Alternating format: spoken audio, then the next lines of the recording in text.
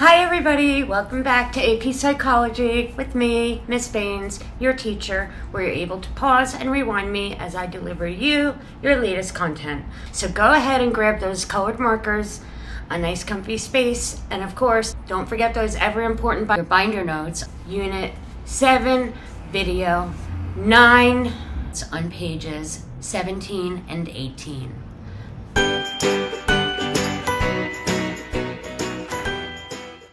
The next perspective on personality in Unit 7, which is the humanistic perspective. Notice we've got some smiley faces, hugging teddy bears, and rainbow's delight, right? We're kind of being a little bit stereotypical here, but that really is what the humanistic perspective is all about, right? Believing in human growth and the inner good in people, right? So by the 1960s, many psychologists have become completely discontented, meaning super unhappy with Freud's negativity, right? Or on the other hand, with mechanistic behavioralists, we're also just little pawns, right? With that mechanistic psychology of the behaviorist, that we're all just pawns of other people who make us do things through reinforcement and punishment.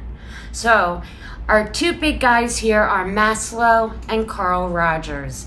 Kind of a more positive spin on things, which was very welcomed at the time. The theory emphasizes the idea that the individual controls their own behavior and that we're not controllable, right, by simply methods of operant conditioning, views of human nature.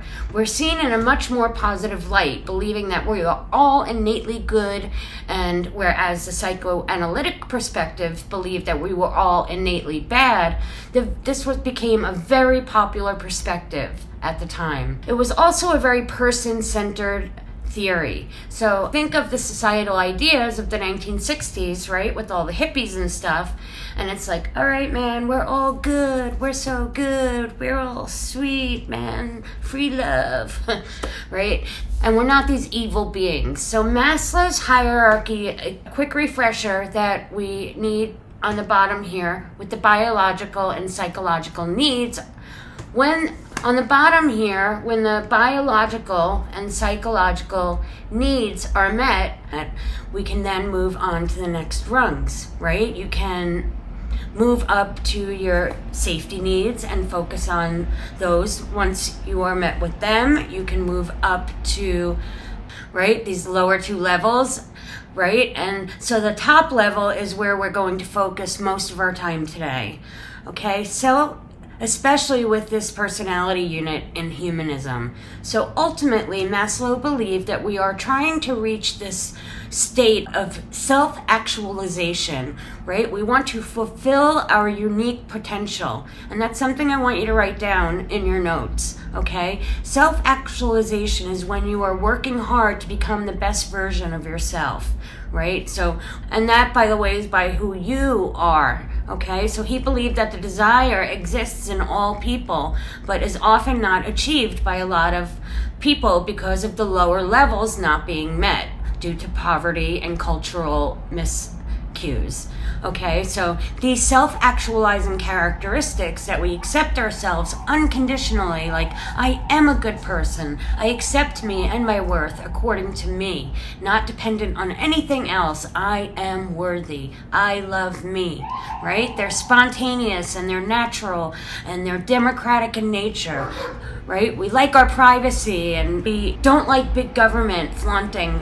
And, you know, we like our privacy. We don't go around flaunting every little thought that we have outside on the world, right? We love close-knit families, we love our children, and we have strong ethical and moral senses of our behavior, right? We have close but a limited number of friends.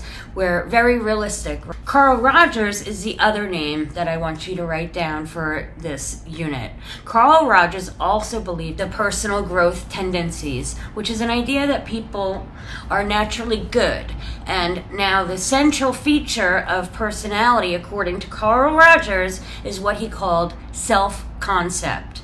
This is our perception of our own abilities, our own behaviors, and our own personal characteristics. If we have a positive self-concept, we tend to act in positive ways, okay? So if we see our abilities like, hey, I'm able to do this, then we have a positive self-concept. So for an individual to grow, Roger said that we must have 3 things, meaning in order for us to have that positive self-concept, we've got to have genuineness, right? Be open with our feelings and be willing to tell people the truth. Drop the facades, right? Second is acceptance. We need to get rid of the things that we call conditions of self-worth, right? Make sure you have that down on your paper. We do not want conditions of work set on ourselves or set on other people.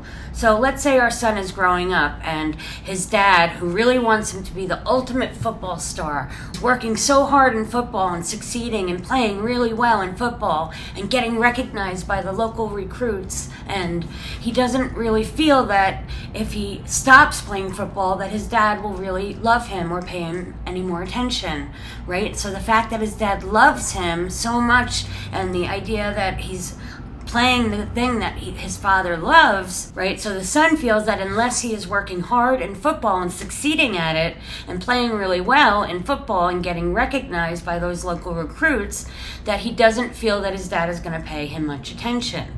Therefore, he doesn't think that his dad loves him outside of playing football. Or you think maybe your parents aren't going to like you very much or even love you if I think you're worthy unless you're a very successful student in all of your classes at school. And this puts tons of pressure on people, right? So you must also, for this acceptance piece, you must have from others and offer to others unconditional, positive regard. Okay, so he believed that be a lack of conditions of worth, right? All that stuff about the football, you don't need to do all of that to be accepted and positively loved by your parents. Okay? Lastly is the feelings of empathy. Okay, so sharing and mirroring feelings and reflecting meanings for others, and that you are able to put yourself in other people's shoes and experience what they experience and feel with them. Not just feel pity or sorry for them, right? Not just have sympathy, but feel it with them. So empathy. So assessing myself. Okay, so assessing myself in an effort to assess personality, because that's what this unit is all about, right? Like learning about our personal selves again and assessing it. Rogers asked people to describe themselves as they would like to be in their ideal self and as they actually are, right? Who they are as their real self. So if the 2 descriptions were close, the ideal self and the real self, the individual then had a positive self-concept. If there were lots of differences, if there were a lot of differences and the real self is I'm okay at school, but my ideal self is I'm on top of my class, then we don't have that positive self-concept at all, right? Our thoughts and our feelings about ourselves are at a dissonance. Okay, you have to answer this question also. Who am I refers to self-concept. So this is how we are assessing personality, and the humanists do that by assessing one's self-concept. So evaluating the humanistic perspective, again, with all of the perspectives we're going to be looking at in Unit 10, you've got to be able to critique them, okay, to criticize them. So here's how we do that with the humanistic psychology.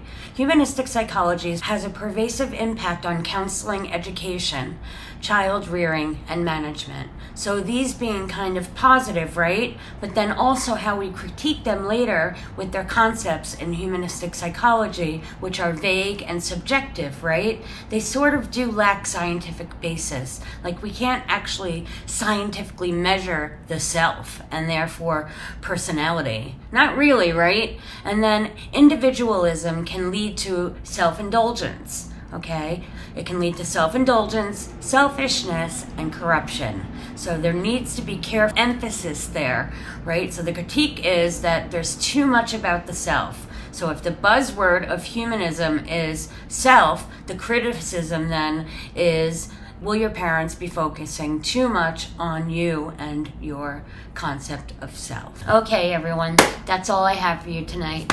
Bye now.